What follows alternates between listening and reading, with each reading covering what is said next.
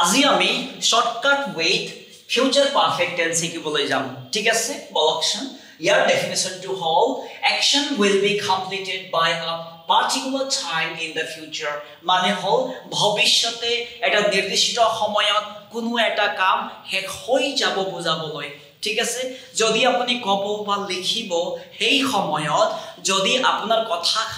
কাম এটা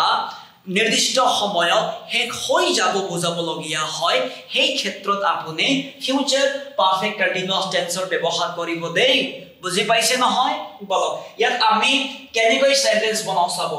subject shall will লৰ যিকোনো এটা তাৰ পিছত have তাৰ পিছত v3 প্লাস অবজেক্ট সেন্টেন্স টু হল